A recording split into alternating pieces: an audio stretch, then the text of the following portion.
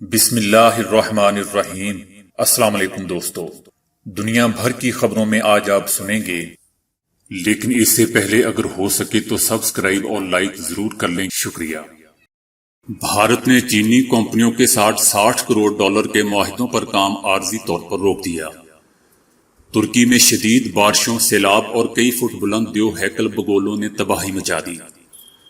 اگر لڑائی والا آپشن کام کرتا تو چائنا اور پاکستان کے ساتھ تنازعات طے ہوئے 50 برس گزر چکے ہوتے۔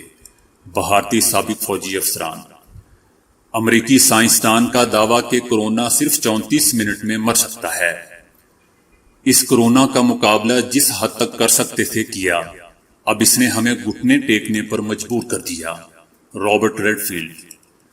چور کو اس وقت پولیس سے مدد مانگنا پڑ گئی جب وہ فرار کے دوران کھڑکی میں پھنس کر الٹا لٹک گیا۔ پاکستان کے 50% سفارتی عملے کو انڈیا چھوڑنے کا حکم۔ کورونا سے غریبوں کی اموات کا امکان زیادہ ہے، ماہرین صحت۔ دانتوں میں درد اور سوزش کے لیے آزمودہ علاج۔ تو آئیے چلتے ہیں اب خبروں کی تفصیل کی طرف۔ بھارت نے چائنا کے ساتھ جاری سرحدی کشیدگی کے بعد چینی کمپنیوں کے ساتھ کیے گئے $60 کروڑ سے زائد کے معاہدوں پر کام عارضی طور پر روک دیا ہے۔ بھارتی ریاست مہاراشٹر کے وزیر صنعت سبھاش دیسائی نے بتایا کہ وہ 3 چینی کمپنیوں کے ساتھ معاہدوں پر آگے بڑھنے کے لیے مرکزی حکومت کی پالیسی پر عمل درآمد کے پابند ہیں۔ بھارتی حکومت نے چائنا کی 3 کمپنیوں کے ساتھ کروڑوں ڈالر کے معاہدوں پر کام کرنے سے روک دیا ہے۔ ان کا کہنا تھا کہ چائنا اور بھارتی ریاست مہاراشٹر کے درمیان ابتدائی معاہدوں کا اعلان پچھلے ہفتے کیا گیا تھا، جس کا مقصد کورونا سے متاثرہ بھارتی معیشت کی بحالی میں مدد دینا تھا۔ ان میں سب سے بڑا معاہدہ چین کی گاڑیاں بنانے والی کمپنی کے ساتھ $50 کروڑ کی شراکت داری کا تھا۔ اس کے علاوہ بھارتی الیکٹرک بس کمپنی کا 2 چینی کمپنیوں کے ساتھ مشترکہ منصوبہ بھی تھا۔ ترکی میں شدید بارشوں، سیلاب اور کئی فٹ بلند دیو ہیکل بگولوں نے تباہی مچا دی۔ استنبول میں طوفانی رفتار سے چلنے والی ہواؤں اور طوفانی بگولوں کی راہ میں جو چیز آئی اس نے اسے اڑا کر رکھ دیا۔ بگولوں سے جہاں شہری خوف زدہ ہوئے، وہیں کئی گھروں کی چھتیں اڑ گئیں اور گاڑیاں پانی میں پھنس گئیں۔ انڈیا اور چائنا کے تعلقات آج جس نہج پر ہیں وہاں ایک بار پہلے بھی تھے۔ وزیر اعظم نریندر مودی کی طرح انڈیا کے پہلے وزیر اعظم جواہر لال نہرو نے بھی چین کی طرف دوستی کا ہاتھ بڑھایا تھا۔ یہ ہندی چینی بھائی بھائی کا زمانہ تھا، لیکن پھر 1962 میں دونوں ملکوں کے درمیان لڑائی ہوئی۔ انڈیا کی فوج اس لڑائی کے لیے تیار نہیں تھی، اور پھر وہی ہوا جو ایسے حالات میں ہوتا ہے۔ لڑائی میں شکست اب تک نہرو یا سیاسی ورثہ پر وہ داغ ہے جو ان کی باقی کامیابیوں کو پھیکا کر دیتا ہے۔ وہ کبھی اس صدمے سے ابھر نہیں پائے اور اس کے بعد 2 سال سے بھی کم عرصہ زندہ رہے۔ نہرو کے لیے شاید یہ سبق تھا کہ بین الاقوامی رشتوں میں ناروں یا پرکشش شخصیت کی اہمیت تو ہوتی ہے، لیکن اتنی نہیں کہ ملک اپنے نیشنل انٹرسٹ کے ساتھ کوئی سمجھوتا کرے۔ 1960 میں چین بظاہر اکسائی چن اور اروناچل پردیش کو، جسے چین تبت کا حصہ مانتا ہے، بارڈر بنا کر سرحدی تنازع ختم کرنے کے لیے تیار تھا۔ ڈیل بنیادی طور پر یہ بتائی جاتی ہے کہ انڈیا اکسائی چن پر چین کا دعویٰ تسلیم کر لیتا اور چین اروناچل پردیش پر انڈیا کا دعویٰ تسلیم کر لیتا، لیکن 60 سال بعد دونوں ملک پھر اسی مشکل موڑ پر کھڑے ہیں۔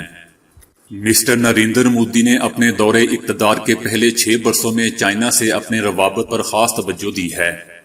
چائنا کے صدر سے ان کی 1 to 1 خصوصی اجلاسوں کی تصاویر سوشل میڈیا پر ان پیغامات کے ساتھ گردش کر رہی ہیں کہ ذاتی کیمسٹری اور پرسنل ایکویشن اپنی جگہ ہے، لیکن اگر صرف پرسنل کیمسٹری سے بین الاقوامی تنازعات حل ہوا کرتے تو مقبوضہ وادی کا مسئلہ بھی اسی دن حل ہو گیا ہوتا جب مسٹر مودی بغیر کسی اعلان نواز شریف کے ہاں شادی میں شرکت کرنے لاہور پہنچ گئے تھے۔ بہرحال اب آگے کیا ہوگا؟ انڈیا کے 20 اہلکار ہلاک ہو چکے ہیں، اس لیے مسٹر نریندر مودی کے سامنے محدود راستے ہیں۔ اس وقت سمجھوتا کرتے ہیں تو چین کے سامنے گھٹنے ٹیکنے کے الزام کا سامنا ہوگا، نہیں کرتے تو بات بگڑ بھی سکتی ہے۔ لداخ میں دونوں ملک بڑے پیمانے پر اہلکار تعینات کر رہے ہیں۔ زیادہ تر کمانڈرز اور سفارتی مبصرین مانتے ہیں کہ چائنا اب آسانی سے پیچھے نہیں ہٹے گا اور یہ تنازع اب لمبا چلے گا۔ بہت سے سیاستدان لڑائی کی وکالت کر رہے ہیں۔ انہیں لگتا ہے کہ چائنا کو سبق سکھانے کا وقت آ گیا ہے۔ لیکن زیادہ تر سابق فوجی افسران باور کرا رہے ہیں کہ یہ جذبات میں بہنے کا وقت نہیں ہے۔ سابق افسران کا کہنا ہے کہ اگر یہ لڑائی والا آپشن کام کرتا تو چین اور پاکستان دونوں کے ساتھ سرحدی تنازعات طے ہوئے 50 برس گزر چکے ہوتے۔ اس لیے انڈیا کے زیادہ تر سابق فوجی افسران باور کرا رہے ہیں کہ یہ جذبات میں بہنے کا وقت نہیں ہے۔ اس لیے لڑائی اور چائنا کو سبق سکھانے کی وکالت کرنے والوں کو تھوڑی سی تاریخ بھی یاد رکھنی چاہیے اور تھوڑا معیشت کی حالت کو بھی مد نظر رکھنا چاہیے۔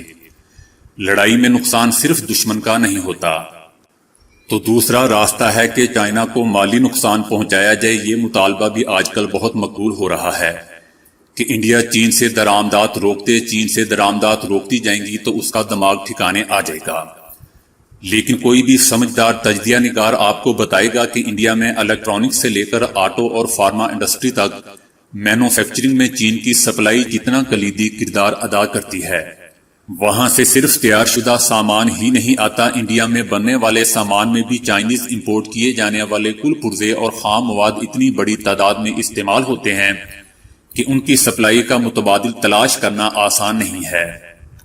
مختصر یہ کہ یہ بات سمجھ لیجئے کہ چینی سامان کا بائیکاٹ کرنے سے انڈیا کو ہی زیادہ نقصان ہوگا اور وہاں سرحد کا تنازعہ ویسے کا ویسا ہی باقی رہے گا، یا پھر چین کے موقف میں بھی اور زیادہ سختی پیدا ہو جائے گی۔ تو پھر بائیکاٹ کرنے کا کیا فائدہ؟ اگر آپ چین پر انحصار کم کرنا چاہتے ہیں تو یہ ایک لانگ ٹرم پروجیکٹ ہے، یہ 1-2 برس میں ہونے والا کام نہیں ہے۔ ماہرین کے مطابق چینی سامان کا بائیکاٹ کرنے سے انڈیا کو ہی زیادہ نقصان ہوگا۔ اس لیے وزیر اعظم نریندر مودی کے سامنے اپنے دور اقتدار کا سب سے مشکل چیلنج ہے۔ ظاہر ہے کہ وہ نہیں چاہیں گے کہ لڑائی ہو، اور یہ بھی نہیں کہ لوگ انہیں ایک کمزور رہنما کے طور پر یاد رکھیں۔ اس لیے اگر دباؤ میں آ کر نریندر مودی نے چائنا سے سمجھوتا کر لیا تو ان کی امیج کو اتنا ہی نقصان ہوگا جتنا لڑائی ہارنے پر ہوتا ہے۔ حل کا راستہ صرف بات چیت کی میز سے ہو کر گزرتا ہے۔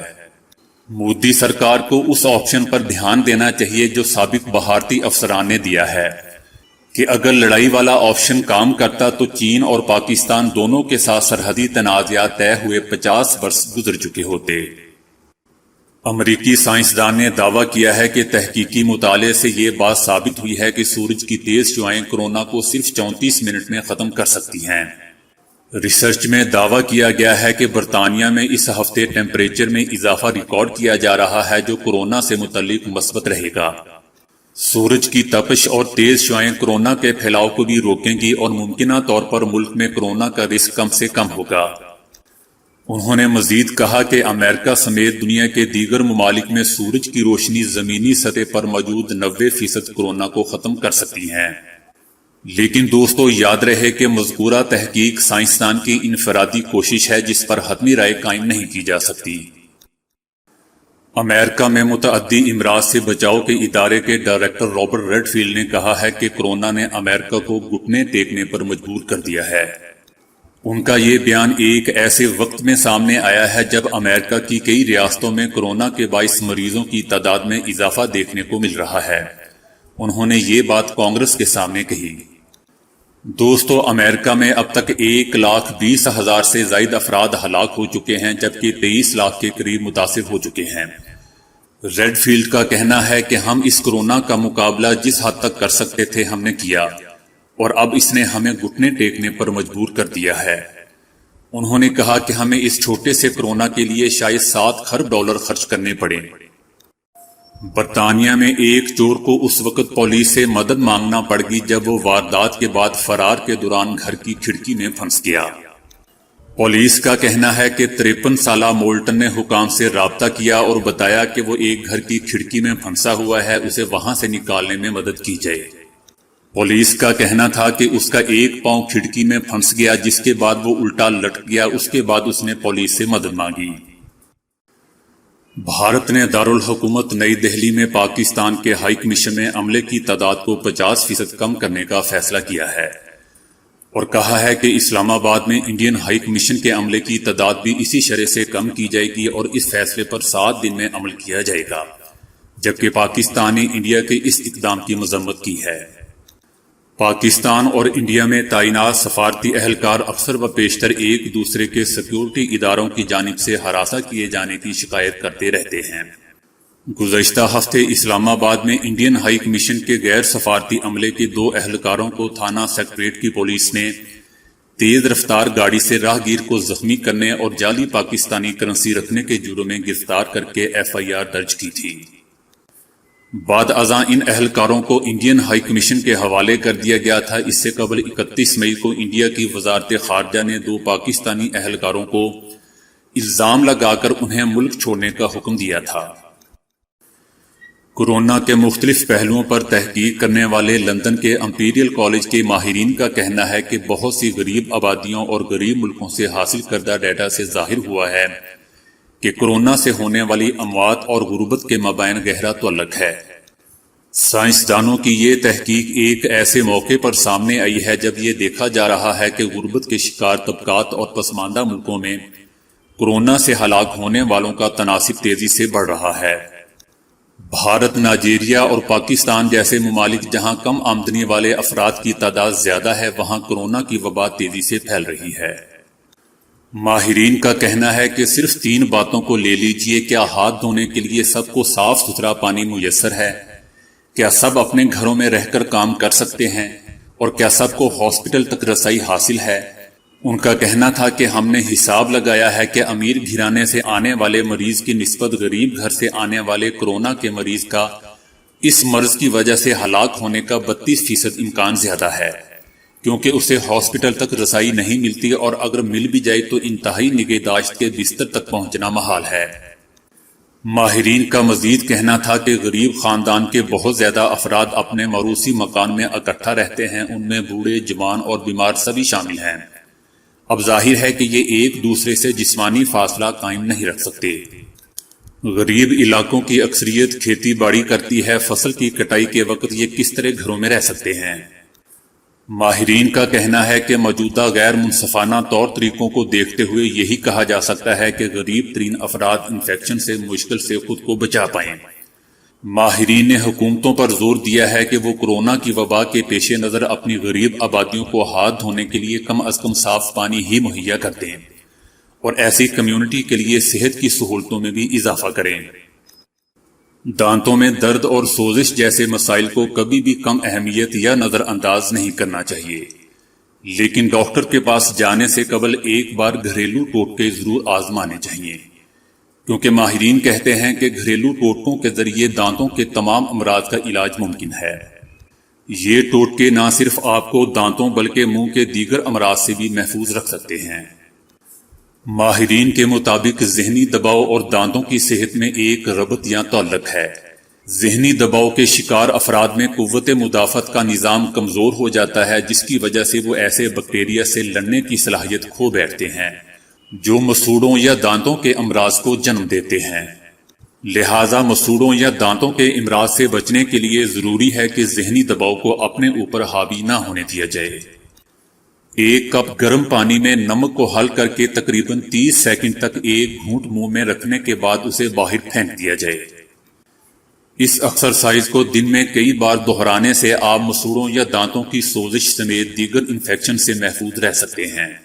گرم پانی میں ٹی بیگ ڈالیں اور تھوڑی دیر بعد اسے نکال کر ٹھنڈا کر لیں۔ بعد ازاں اس ٹی بیگ کو 5 منٹ تک مسوڑوں کے متاثرہ حصے پر رکھ لیں تو آپ ٹی بیگ میں موجود ٹینک ایسڈ سے فوری آرام محسوس کریں گے۔ شہد میں قدرتی طور پر اینٹی بیکٹیریل صلاحیت موجود ہوتی ہے، لہٰذا برش کرنے کے بعد شہد کو متاثرہ جگہ پر لگا کر ہلکی سی مالش کرنے سے انفیکشن کو ختم کیا جا سکتا ہے۔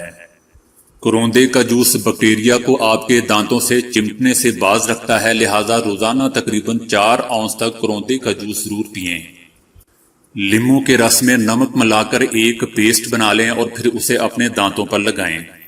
5 منٹ کے بعد نیم گرم پانی سے غراروں کے ذریعے منہ صاف کر لیں تو آپ کو مسوڑوں یا دانتوں کے درد سمیت دیگر مسائل میں واضح آرام محسوس ہوگا۔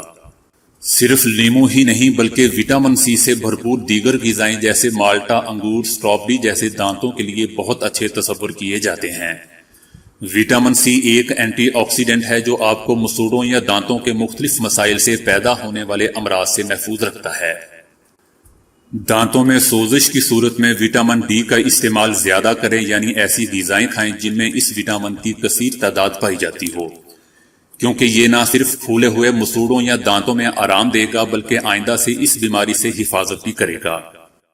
تو دوستو آج کے لیے اتنا ہی۔ ویڈیو کو لائک اور شیئر کرنے کا بہت بہت شکریہ۔